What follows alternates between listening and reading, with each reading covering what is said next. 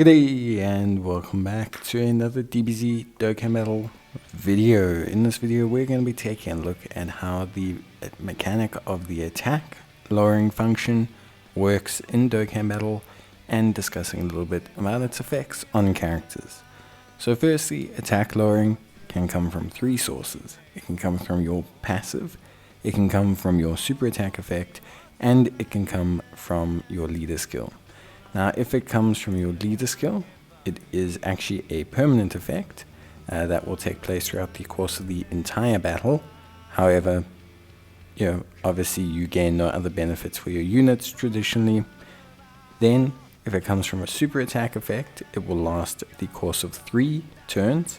So it will last basically the current turn and then the next turn from activation. And then if it's passive skill, it will take effect at the beginning of the turn, unless specifically stated, like in the case of Int Demon King Piccolo, that the buff only occurs at the end of the turn, or when they are in a specific slot. Then, of course, the effect will change. Now, here's the thing, how does it work? So, basically, all bosses have attack stats. A boss can have an attack stat of, let's say for example, 100,000. When you lower their attack, it lowers that attack stat. The attack stat will still go through multiple multipliers that will apply to the boss's super attack, which is why attack lowering has less of an effect on the super attacks, but the notion is pretty simple. If the boss has 100k, you hit him with the 20% attack lower, it drops to around 80k, give or take a little bit of swing room.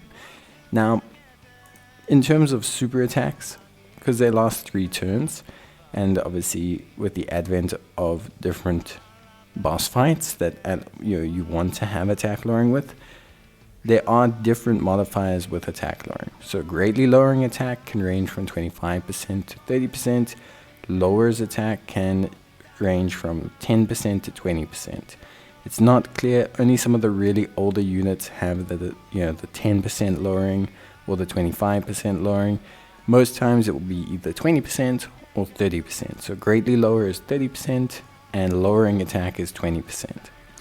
And how this works essentially is that you as a player will fire the super attack, hit the boss, and then reduce their attack. When you fire another super attack with the same character, you can stack that attack lowering effect. Now it does have reduced effectiveness, but it is true. So if you hit them with 2 super attacks, both will place the lowering attack effect. Now in this turn, just to give you an example of how hard Trunks hits, I've applied the nullify attack lowering effect for the burst mode. So Shenron's attack lowering effect is not active, and the Cybermen will take the full damage that they should take from Trunks. And you will see that's around 71,000. Now remember, give or take, there's a little bit of swing room, especially when you have such low defense like the Cybermen, but Trunks hits around 70 to 71,000. We're going to look at the exact same scenario. Shenron's passive is now active, and he's a 40% damage reduction, and you're going to see that the damage they take drops all the way down to 41,000. Well, first he survives a super attack, which should say enough in itself, but then he takes 41,570, or exactly 58.9% of the previous attack stat, which, again, remember, a little bit of swing room. In this scenario, we're now looking at a super attack lowering effect, and this is from Tapion. Tapion does a 20% attack lowering effect, and you will see that the attack stat drops down from 71 to 55. So that's 58.9% comparative. 78.7% comparative to the original attack stat. So again, you can see that the effect is pretty direct. On normal attacks, it's always very direct. You will see the effect a lot less on super attacks due to the amount of multipliers they go through, but it does affect the damage a super attack does. So it will affect the damage that the super attack does to you, just at a lesser level, because there's multiple multipliers that occur in a super attack. Remember, there's a key multiplier, a super attack multiplier, and the bosses just, they just have, some of them have just very set high super attack damage.